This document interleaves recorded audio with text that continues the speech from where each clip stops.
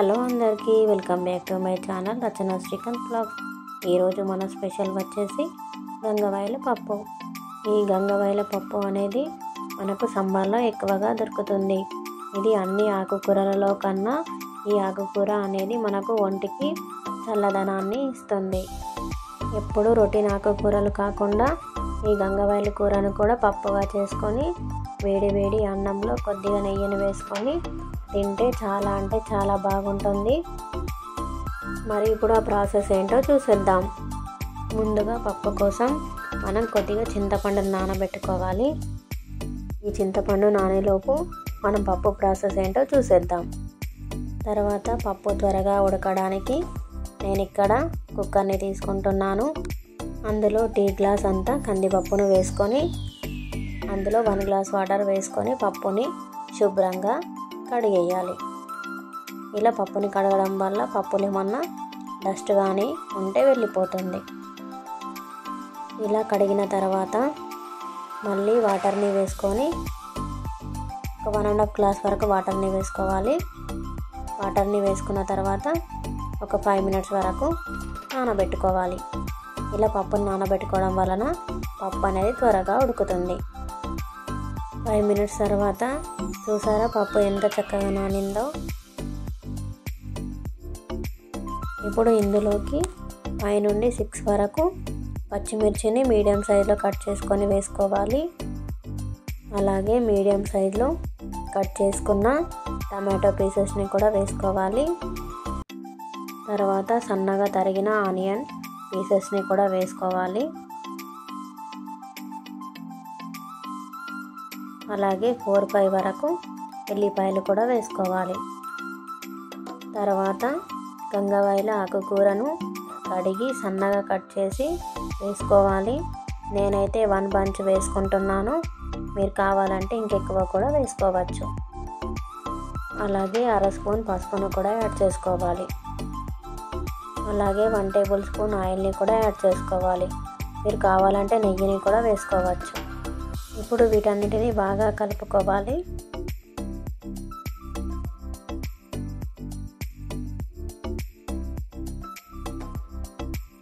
ఇలా కలుపుకున్న తర్వాత కుక్కర్ మూత పెట్టుకోవాలి.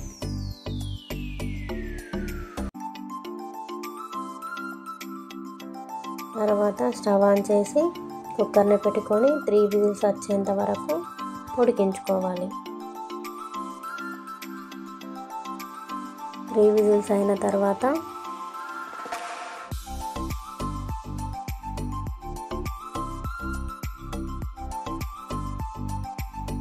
చూడండి మన పప్పు ఎంత బాగా ఉడికిపోయిందో.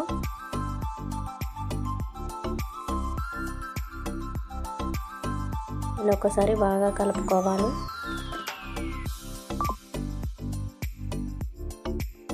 తర్వాత 1 టేబుల్ స్పూన్ వరకు సాల్ట్ వేసుకోవాలి.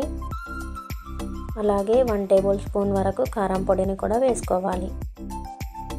ఇప్పుడు బాగా కలుపుకోవాలి.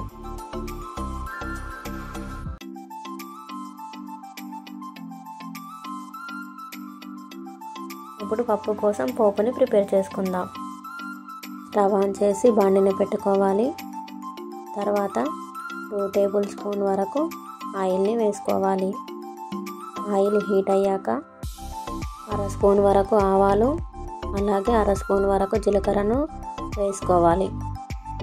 తర్వాత సన్నగా కట్ చేసుకున్న వెల్లుల్లిపాయను కూడా వేసుకోవాలి. ఇవి ఆయిల్లో వేగిన తర్వాత 2 రెమ్మల కరివేపాకును కూడా యాడ్ చేసుకోవాలి. వీటిని కూడా ఆయిల్లో బాగా వేగనివ్వాలి. తర్వాత నానబెట్టుకున్న చింతపండు రసంని వేసుకొని ఒక 2 మినిట్స్ వరకు బాగా ఉడికించుకోవాలి. ఇప్పుడు ఒకసారి కలుపుకోవాలి. తర్వాత 1/2 స్పూన్ వరకు పసుపును కూడా యాడ్ చేసుకోవాలి. ఇప్పుడు ఒకసారి కలుపుకోవాలి.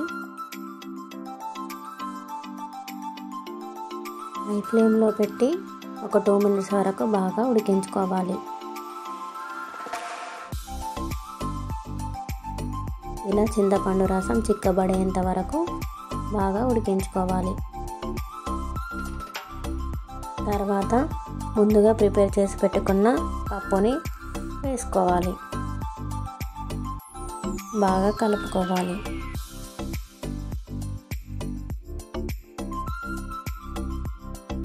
ఇలా కలుపుకున్న తర్వాత పప్పుకి సరిపడా వాటర్ని యాడ్ చేసుకోవాలి. మీరు కావాలంటే చిక్కగా అయినా కూడా ఉంచుకోవచ్చు.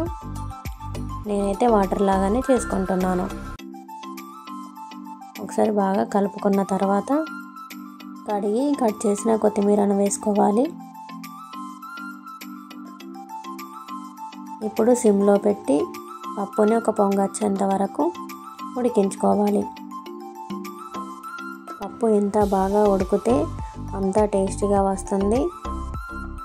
ఇలా పప్పు పొంగొచ్చేంత వరకు ఉడికించుకోవాలి.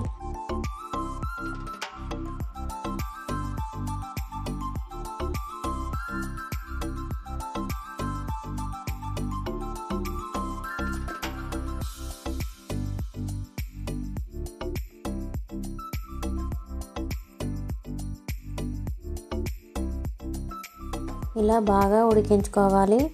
అంతే, సింపుల్గా ఆరోగ్యానికి ఎంతో మేలు చేసే గంగవాయిలి పప్పు రెడీ అయిపోయింది.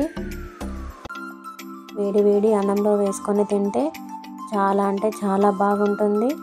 మరి మీరు కూడా ఈ రెసిపీని తప్పకుండా ట్రై చేసి చూడండి. మీ ఇంట్లో వాళ్ళందరూ కూడా చాలా ఇష్టంగా తింటారు. మరి ఈ వీడియో మీకు నచ్చినట్లయితే లైక్, షేర్, కామెంట్ చేయండి. సబ్స్క్రైబ్ చేయడం మర్చిపోకండి. Thanks for watching. Bye guys.